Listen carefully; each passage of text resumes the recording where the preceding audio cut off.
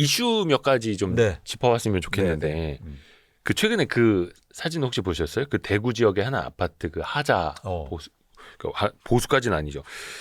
그 뭐라 합니까? 사전 점검 가서 봤는데 주차장은 뭐 아직도 공사 중이고 네. 계단실 높이가 원래 2m가 넘어야 된다면서요. 네. 근데 그게 너무 낮아가지고 계단을 막 깎고 있고 무슨 그렇죠. 난리도 아니던데요. 그 계단실은 불이 날 때 이용하고 네. 그런 게 때문에 그 공조 일종의 아, 그런 거 차원에서 이게 충고가 높아야 되거든요. 좁으면 사실 공기가 그쵸. 우리가 불났을 때 가장 하는 게 뭡니까? 밑바닥에 엎드려, 기어라. 그러면 낮게. 뭐냐면 이게 연기가 숙여서. 이렇게 위로 올라갈 위로? 수 있는 공간이 필요하기 때문에 그런 게 필요한데 음. 그건 이제 안전 차원에서 필요한 거죠. 그래도 이제 문제가 큰 거죠 그런 게. 그 만약에 이제 사전 점검 때 건설사가 물론 이제 그 입주하려는 사람들 막 세세하게 다 잡아내죠. 요즘 그 또 대행하는 업체들도 있다고 그렇죠, 하고 막 그렇죠. 수십 개, 수백 개 잡아낸다고 하는데 건설사가 그럼 이거 어디까지 그 보수를 해줘야 되는 거예요? 뭐 이게 중대 보수 뭐 당연한 거고 아니 입주하기 전에는 모든 보수를 해줘야죠. 입주하기 전에는 네, 이게 그래서 그 무슨 뭐 위원회 뭐 이런 것도 있더라고요. 분쟁 그럼요. 풀리지 않을 그런데 경우. 그게 너무 많으니까 지금은 입주하기 전까지 해결이 안 되고, 근데 어쩔 수 없이 입주는 해야 되고, 잔금은 뭐 내면서 입주는 해야 그렇죠. 되고. 내왔던 거고. 그래서 입주한 다음에 고쳐주겠다, ES 해주겠다라고 하는데 그것도 안 되는 경우도 많고, 사실 골치 아픈 경우가 되게 많습니다. 그래서 그 지자체에서 그 준공 승인 안 되면 입주도 못 하고. 그렇죠. 그럼 또 이 상관 사람들은 어떻게 해요? 이사할 스케줄이 다 있었는데 맞아요. 이 망가지고. 맞아요. 근데 이렇게 되면 어떤 식이 되면 결국에는 목마른 사람이 우물 찾는다고. 사실은 이게 그 집을 분양받은 분들이 더 조급할 거 아니에요. 건설사야 뭐 분쟁이면 천천히 해결해주고 이러려고 하고. 그죠. 뭐 애들 학교도 보내야 되고 뭐 그렇죠. 짐도 있고. 당장 들어가야 되고 뭐 이자도 그렇고 자금도 그렇고 이 집을 이렇게 내놓은 다음에 다른 데에 살 수도 없는 거고 그죠. 그래서 결국에는 이걸 분양하는 사람들이 이제 골치 아프고 힘든 거죠. 그러니까 어디 보면은 무슨 뭐 외벽이 뒤틀려 있고 막 뭐 장난 아니더라고요. 근데 그게 또 이게 뭐 진실인지 뭔지 모르겠습니다만 코로나 이후에 건설된 아파트들에서 유독 많은 거 아니냐 또 이런 이야기들도 있고. 그게 그런 상관관계가 좀 있긴 하는데 전 근원적으로 문제가 있었다고 봐요. 그래요. 뭐냐면 네. 우리나라가 그 특히 코로나19 이후로 아파트 공급이 굉장히 많았어요. 주택 공급이. 예. 막 전국에서 40만 이상이 막 아파트 주택 지어지고 이랬으니까요. 근데 왜 이게 문제냐면 막 한꺼번에 공사를 막 하잖아요. 네. 근데 우리나라가 건설사라든가 일종의 협력업체들 이런 기자재가 일종의 한계가 있어요. 이걸 캐파라고 하죠. 그렇죠. 그러니까 공사가 많아지면 예를 들어서 협력업체가 1군, 2군 이렇게 쓰다가 약간 수익성 안 나오고 막 그런 데는 5군 업체, 6군 업체 막 이렇게 가는 거예요. 일단 이럴 사람 필요하니까. 네. 네. 그러니까 미숙련공들이 일하기 시작하고 임금도 또 그 미숙련공들이 싸기 짜니까 그런 차원에서는 일종의 근원적으로 그런 문제가 있었다. 그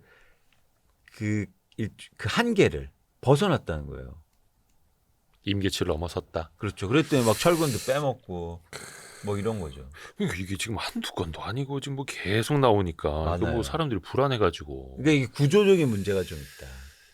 그러니까 이게 어떤 한두 곳에서 누군가의 일탈로 일어난 문제면 작을 수도 있는데 구조적이니까 이게 더 맞아요. 좀 답이 안 나오는 거잖아요. 맞아요. 그래서 그 시기에 지어진 아파트들을 좀 더 꼼꼼하게 저희가 체크할 필요가 있는 거고 그런 아파트들이 한꺼번에 너무 많이 지어졌기 때문에 외국 건설사가 우리 못 봤잖아요. 우리나라 한계가 있으면 외국에서 막 들어오고 이래야 되는데 그게 안 되거든요. 네네네. 네. 또 그게 또 경쟁이 또 안 되죠. 내수 시장에서는. 그렇습니다. 그리고 또 그 아파트 사전 청약 제도가 폐지가 된다고 합니다. 이게 가장 가까이에 들었던 건 이제 3기 신도시 하면서 사실 어떻게 보면은 사람들이 자꾸 미래 수요가 앞으로 당겨와서 집값이 오르니까 미래 공급을 좀 미리 좀 당겨오려고 사전 청약 제도를 한 거잖아요. 근데 이거는 좀 뭐 실효성이 완전히 없었나 봐요. 일단 3기 신도시 자체가 착공이 좀 늦어지고 예. 계획대로 준공이 더 연기가 되니까 불확실성이 커지고 그걸 또 약속하기가 힘들었던 거로 전 파악이 되는데 네. 그러니까 전형적으로 이런 건 되게 큰 문제인 거죠. 근데 어찌됐든 간에 그 20년, 21년 그 즈음만 하더라도 공급이 너무 부족하다라는 게 대세론이었잖아요. 물론 그때는 이제 갖고 있는 사람들이 내놓질 않으니까 또 공급이 더 안 나왔을 수도 있겠고. 그래서 어쩔 수 없이 저 미래에 있는 공급, 아직 땅도 수용되지 않은 것까지 3기 시도시 이제 할 겁니다. 사전 청약도 먼저 할 겁니다. 했던 건데 결국 그걸로는 근본적인 대안이 그러면 안 됐던 걸까요? 그렇죠. 그리고 뭐냐면 그때는 미래 공급이란 표현을 쓰셨는데 네. 지금 무주택자나 수요를 억제하기 위해서 네. 그런 방법을 썼는데 그러니까 그 약속을 못 지키고 사실은 그게 무주택자가 시장을 움직이는 건 한계가 있거든요. 그러니까 오히려 투자나 투기 수요를 억제하는 게 더 좋은 방안이었는데 그런 어떤 수요의 구분이 좀 안 됐다는 게 아쉬운 측면이 좀 있는 거고 지금은 저는 약간 그런 생각도 좀 들어요. 예를 들어서 그런 사전 청약 제도를 없애면서 네. 지금 미분양이 많잖아요. 그렇죠. 그럼 사전 청약 없을 게 그냥 미분양 아파트나 사. 뭐 이런 그러니까 미분양 아파트 사면 어떤 뭐 지원책 이런 거. 그럴 수가 있고. 근데 그게 과거에도 미분양 주택이 얼마였더라? 뭐 한 10만 호 이상 있으면 그런 정책들은 나오기도 했었잖아요. 있죠. 근데 아직은 그걸 발동할 정도는 또 아니라고 이렇게 국토부에서 보는 거 아닌가요? 근데 최근에 국토부 통계 자료들이 엄청 문제가 커지고 있잖아요. 준공업 미분양 발표했는데 뭐 1만 1,000호였는데 2만 9,000호로. 그러니까 통계 자체를 못 믿겠다. 실제로 미분양은 훨씬 많다. 그러니까 그것도 건설사가 지자체에 보고하면 지자체의 데이터를 중앙정부에서 취합을 하는 건데 이게 어디까지가 진짜 맞는 거냐 이거죠. 그렇죠. 근데 건설사들이 미분양 아파트를 적극적으로 신고할 인센티브가 없잖아요. 그냥 살짝 숨겨도 되고. 그러니까 예를 들어서 근데 적극적으로 신고했다가 야 저거 미분양 많아 이런 것들이 많잖아요. 공개가 되거든요.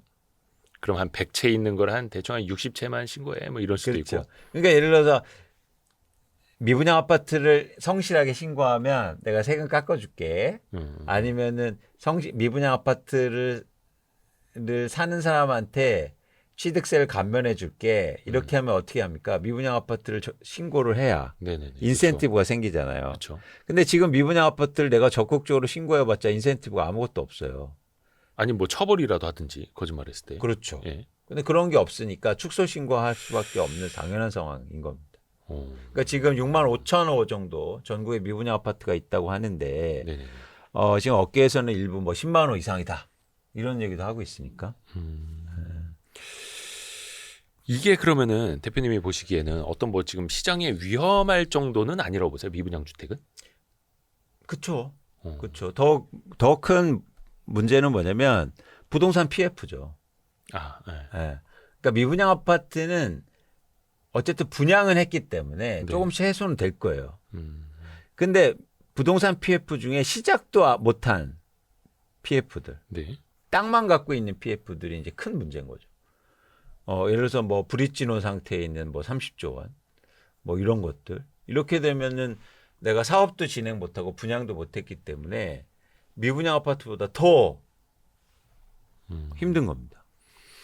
그러니까 이 PF도 얼마 전에 정부가 종합 대책을 내놓기는 했습니다만 당초 정부가 예상한 것보다 뭐 새마을금고거라는 이렇게 들어오고 나니까 240조 원인가요? 뭐 훨씬 더 많게 집계가 됐다고 하는데 그래서 뭐 1에서 4등급까지 등급을 매긴다는 거잖아요. 그렇죠.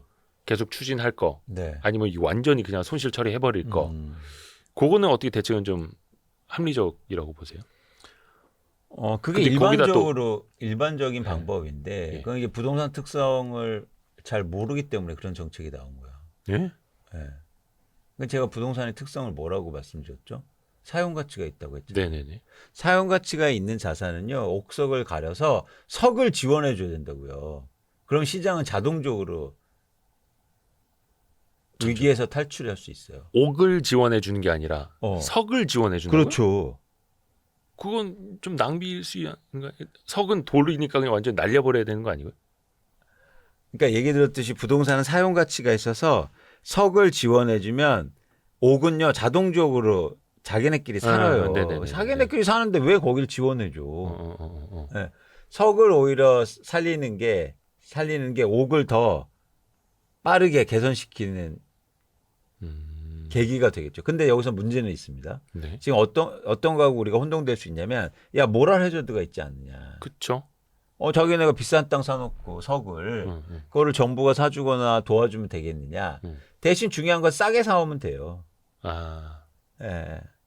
싸게 사오면 된다. 그래서 석을 먼저 싸게 사오는 방법. 석을 먼저 시장을 안정시키는 정책이 부동산에서는 되게 필요하다.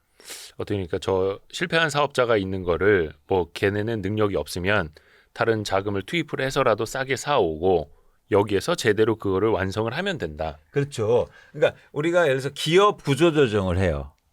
기업이 10개가 있는데 옥석을 가려요. 네. 그래서 5개의 좀비 기업이 발견됐어요. 그러면 이런 기업들은 시장에서 퇴출되는 게 5기업을 도와주는 거예요. 그렇죠. 그렇죠. 이게 일반적인 구조조정의 방법입니다. 네. 근데 부동산은 그렇게 하면 안 돼요. 다 사용 가치가 있고 연관이 돼 있기 때문에 그죠? 연관이 돼 있기 때문에 옥석을 갈아서 옥은요 도 일단 그래서 석을 구조조정 해줘야 돼. 퇴출이 아니라 지원해주고 싸게 사오고 여기에 자금 지원하면 여기는 자동적으로 살아난다고요. 또 하나 문제는 뭐냐면 예를 들어서 모든 회사는 옥과 석을 같이 갖고 있어요. 아, 모든 회사들이 네. 그저 다 어디 뭐 알짜 땅에만 있는 것도 아니고 지방도 있을 테고. 다 석만 있을 수가 어딨어. 네. 그렇기 때문에 석을 조금 지원해주면 아하. 자동적으로 회복하게 돼 있어요. 자생력을 갖게 된다고. 건설사나 시행사 입장에서 보면 그러니까 이런 거 보면 한심한 거지. 왜냐하면 본질을 모르고 얘기하는 거니까. 그렇기 때문에 또 이런 위험이 또 반복된다고요. 근데 그러니까 이 PF라는 걸 이번에 그 정부 대책 발표할 때도 금융위원회에서 하지 않았던가요? 그렇죠. 금융당국에서 하잖아요. 그렇죠. 왜냐하면 거기가 일종의 채권을 갖고 있으니까. 그렇죠. 그래서 은행들이. 은행, 뭐 보험사, 증권사, 뭐 제2금융권, 뭐 네. 조합들 네. 이런 데들 관리를 하다 보니까 금융의 관점으로 보는 거네요. 그렇죠. 부동산 관점에서 봐야 되는데. 오. 그러니까 지금 건설사하고 시행사들이 난리 났네. 어떻게 그게 석만 그렇게 옥석을 갈아서 하면 우린 다 망한다. 오히려. 아하. 그 접근부터 잘못된 거네요. 부동산이라는 자산의 본질을 알아야죠. 그리고 사업 구조를 제대로 이해해야 구조조정을 제대로 방향성을 잡을 거 아닙니까? 오히려 그러면 조금 더 비효율이 발생할 수도 있는 거예요. 그럼요. 자금도 훨씬 더 많이 필요하고 시장을 더 불안하게 할 수 있는 거죠. 그냥 예를 들어서 여기만 잘 이렇게 해놓으면 아니 옥은 자동적으로 살아난다니까요. 사용 가치가 있기 때문에. 근데 물론 앞에서 말씀하신 것처럼 뭐 모럴 해저드가 있기는 합니다만 그거는 이제 아예 그냥 그들한테 싸게 사서 역경매 방식으로 하면 되잖아요. 다른 쪽에서 완성을 해버리고 공급은 또 공급대로 이루어지면 되고. 그렇죠. 그래서 예를 들면 정부가 땅을 내가 1조 원만 사줄 거야. 대신 선착순이야. 선착순인데 많이 싸게 갖고 오는 사람만 내가 사줄게. 역경매. 그러면 어떻게 됩니까? 가격을 서로 급한 사람이 있어서 서로 낮출 거 아니에요. 내가 1,000억에 사왔는데 400억이라도 주세요. 그렇죠. 이렇게. 급한 사람일수록 가격을 더 낮출 거 아닙니까? 그러면 또 한편에선 그 가져온 데는 사업성이 높아지는 거고. 그렇죠. 그렇죠. 그 다음에 여기가 그러면 이제 정리가 되면 그럼 시장에서는 어떤 생각이 들까요? 그러면 좋은 것들이 이제 좋아지겠네. 여기서 발목 잡지 않으니까. 4등급, 3등급이 개선됐는데 1, 2등급이 개선 안 되겠나? 그렇죠. 예를 들어서 내가 새로의 땅을 사고 사업을 시행하고 싶은 사람이야. 지금 땅이 널려 있어요. 네. 그리고 여기 막 옥석 가려서 다 망한데. 그러면 이거 사겠습니까? 그런데 어느 날 내가 사고 싶은 땅 중에서 10개 중에서 제일 나쁜 땅이 해결이 됐네. 그럼 어떻게 생각해요? 여유가 생기죠. 뭘 여유가 생겨요. 마음이 조급해지지. 나 빨리 사야 되는 거 아니야? 그러니까 사는 사람 입장에서 그렇지. 저는 이제 건설사 입장에서 보죠. 사는 사람 입장에서. 사는 사람이 사는 사람이 중요하니까. 네네네. 그걸 사야 사업이 진행되니까. 그래서 10개 중에서 좋은 것들 사고 싶었어. 근데 나쁜 것들이 나가 떨어지니까 야 너도 얼마 안 남았어. 너도 싸게 나올 거야. 이렇게 하고 있는데, 기다리고 있는데 갑자기 누군가 나쁜 거를 사갔어. 그러면 이제 그럼 나 이거 좋은 거 사야겠네 빨리. 그쵸, 나쁜 거가 누가 사갔으니까. 네, 빨리 도장 찾으러 가야죠. 또 우리 그 부동산 이슈에서 이거 빼놓을 수가 없는 게 진짜 많은 기대를 모았던 어. 집값의 최고의 호재일 줄 알았던 GTX. 어. 지금 A 노선 물론 이제 일부긴 합니다만 네, 일부긴 네. 합니다만 개통이 됐는데 이게 예측한 수요의 절반도 안 타더라 사람들이. 네. 이것 때문에 지금 좀 시끌시끌하잖아요. 그렇죠. 요거는 어떻게 보세요? 진짜 이 GTX에 대한 환상이 너무 컸던 건지 아니면 아직 평가하기는 좀 이를지요. 좀 이런 측면이 있고 환승에 대한 어려움이 크니까 예. 수석까지만 갈 수 있고 동탄에서 수석만 뚫린 거잖아요. 근데 직장인들이나 회사 다니는 분들이 저도 그랬지만 가장 싫어하는 게 환승이요. 연애도 환승이 힘들지만 출퇴근도 환승이 싫어요. 차라리 한 버스를 오래 하고 가는 게 낫지. 그죠. 그냥 앉은 자리에서 막 1, 20분 더 가도 그치. 앉은 자리에 자면서 가는 게 편하죠. 그렇죠. 그렇기 때문에 GTX의 이용률이 떨어지는 건 환승 때문이다. 음. 근데 이게 시간이 좀 오래 걸리잖아요. 환승을 안 하려면. 삼성역까지 뚫리려면. A 네, 노선에도. 그래서 그런 차원에서는 그것만 일단 말씀드린 거고 또 하나는 뭐냐면 이제 인프라가 새롭게 뚫릴 때 부동산 시장이 들썩들썩하지 않습니까? 네. 근데 통계적으로 보면 언제 수요, 즉 투자 수요가 가장 많이 붙냐면 그게 발표되고 착공하는 시점. 초반에. 예. 이때가 가장 많이 사람들이 막 사요. 관심도 많고. 주식이랑 똑같네요.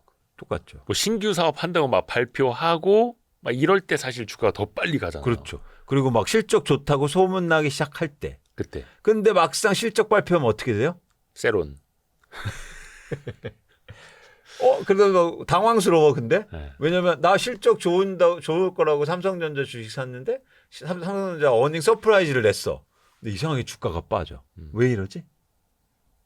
선반영. 그렇죠. 그래서 지금 그럴 가능성이 되게 크다. 근데 부동산은 약간 시차가 길기 때문에 당장 선반영돼서 막 가격이 빠지는 상황은 아니지만 더 오르긴 힘들고 앞으로는 사실 그것 때문에 뭐랄까 오히려 하락할 가능성은 전 있다고 봐요. 그래요. 네. 그러니까 사실 GTX가 발표됐던 게 어떻게 보면 이제 부동산 시장 호황의 거의 끝자락. 그래서 뭐 막 이렇게 수요 분산 막 이렇게 하려고 집값 진정시키려고 한 거잖아요. 항상 그래요. 근데 그때가 부동산이 정말 막 이제 뜨거웠을 때였고 네. 거기다 GTX라는 호재. 뭐 기름을 부었죠. 그러니까 그게 그래서 이 선반영도 엄청 땡겨온 거네요. 그렇죠. 미래의 가격을. 맞습니다. 네. 그래서 제가 아까도 이제 질문하셨잖아요. 물가도 오르고 공사비도 오르고 인플레이션도 되고 이런데 집값도 오르는 거 아니냐. 그걸 다 반영해서 집값이 너무 많이 올랐다는 게 중요한 겁니다. 그래서 우리 주식도 항상 얘기하잖아요. 가장 중요한 건 뭐다? 프라이스, 가격이다. 가격을 어떻게 판단하냐가 되게 중요하다. 그래서 지금 한국의 부동산 가격에 대해서 여러분들이 진지하게 한번 고민해 볼 필요가 있다는 겁니다. 이 가격을 감당해낼 수 있냐. 그러니까 저희가 얼마 전에 예측 투자라는 책 가지고 콘텐츠를 한번 했는데 거기에 그 PI 개념이 많이 나오더라고요. 그러니까 지금 주가에 네. 얼마의 실적과 어느 정도의 기대가 반영이 되어 있느냐 이걸 먼저 아는 게 시작점이다, 출발점이다 이 개념인데 그렇죠. 부동산도 비슷한 거네요. 똑같죠. 왜냐면 투자로 이루어진 시장이기 때문에. 그러니까 여기에서 GTX가 어디까지 반영이 돼 있고. 그렇죠. 아, 그런데 기대는 빨리 반영되지만 실망은 천천히 반영되고 부동산은 특히 그럴 가능성이 되게 높습니다. 그러면 이제 GTX도 거의 웬만한 노선들은 다 발표가 됐죠. 네. 그러면 그 주변의 집값은 그 GTX 노선도 이미 다 가격에 반영이 돼 있는 거다 이렇게 볼 수 있을까요? 저는 그렇게 봐요. 다 발표가 됐잖아요. 모르는 네네. 사람 없지 않습니까? 네. 근데 굳이 막 또 GTX 선 그려가면서 이런 분들 계시더라고요. 그거 모르는 것도 아닌데. 네. 그러니까 이미 그게 다 알려진 사실들은 이미 가격에 포함됐을 가능성이 굉장히 높은 거죠. 모르는 사실이 아니니까. 물론 이제 GTX 어떤 특정 역에서 20분 거리냐 10분 거리냐는 이 실수요자한테는 중요하겠지만 네. 투자 측면에서 보면은 이거는 또 이미 반영이 되어 있을 것이고. 그게 뭐가 말씀하신 것처럼 뭐가 중요합니까? 10분이든 20분이든. 투자로 사놓으면 20분도요. 역세권을 하고 막 그래요. 도보로 버스에서 20분인데. 엄청 빠른 걸음으로 막. 그러면 그거는 그 가치의 그 관점이 다른 거죠.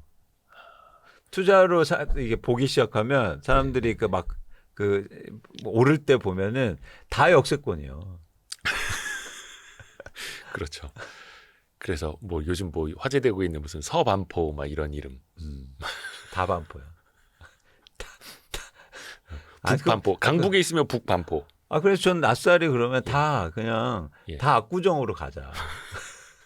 앞구정, 옆구정, 예, 다 그냥 압구정 예. 다 압구정 동으로 가자 그냥. 옆 앞구정. 그냥 압구정시 음. 이렇게 그래서 그 메가시티 얘기 나온 게 그거였지 않습니까? 다 서울시로 가자. 다 서울로 가자. 낯살이 그냥 그 먼 길 돌아가지 말고 그냥 압구정으로 가자. 한 방에.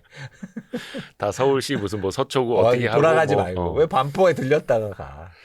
압구정으로 아니 가야 근데 이게 되게 뭐 솔직히 뭐 웃자고 하는 말입니다만 이게 되게 씁쓸해요. 아파트 이름 하나 때문에 가격이 좌우가 되고 브랜드 때문에 좌우가 되고 길 하나 차이로 가격이 또 뭐 엄청 차이가 나고. 근데 그런 걸 통해서 가격이 움직일 거라고 생각하는 사람들이 전 더 존재하잖아요. 생각만 하지 그게 반영이 안 돼요.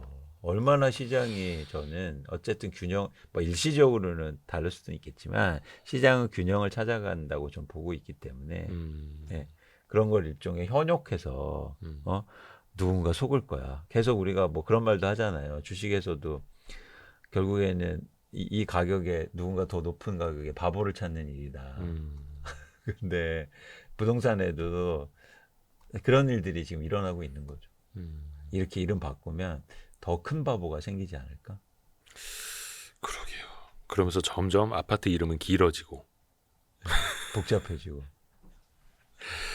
근데 우리나라 이것도 일종의 문화가 됐는데 다 결국은 파크고 다 리버야. 그죠. 뭐 파크, 무리버, 뭐 둘 중에 포레스트. 하나밖에 없어요. 예. 파크, 다 리버, 그죠? 센트럴 파크. 우리나라 센트럴 파크가 있어요. 중간에 있는 공원. 예. 어디든 중간에 공원이 있으니까 다 센트럴 파크죠. 뭐. 진짜 웃겨. 뉴욕의 센트럴 파크. 뉴욕 사람들이 와서 보면은 뭐 이렇게 하는 거죠. 예. 또 요즘에는 그 컨소시엄으로 건설을 하잖아요. 세개 건설사가 참여하고 그러면 세개 건설사 브랜드가 다 들어가. 다 들어가요. 대표님 사시는 동네는 이름이 긴가요? 아니요, 그냥 전 마을이에요. 그래요. 마을이. 그럼 약간 일기 신도시 약간 이런 느낌인데. 옛날에 그런 이름 많았잖아요. 그렇죠. 신도시.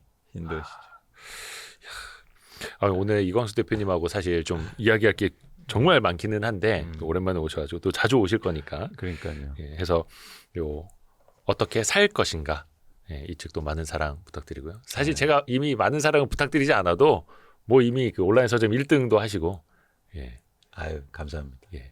네. 거의 어떻게 살 것인가. 이 책은 그냥 온라인으로 사면 된다. 저희가 링크 고정 댓글에 달아드릴게요. 다른 데서 살 방법은 없다. 뭐가요? 이거를 뭐 온라인 서점이나 서점에서 사셔야지. 네네. 다른 데서 사시면 안 된다. 결국에는 이제 책을 어떻게 살 것인가 함께 했고요. 광순의 복덕방 아이고, 이광수 대표님이었습니다. 너무 감사드립니다. 고맙습니다. 고맙습니다. 고생하셨습니다.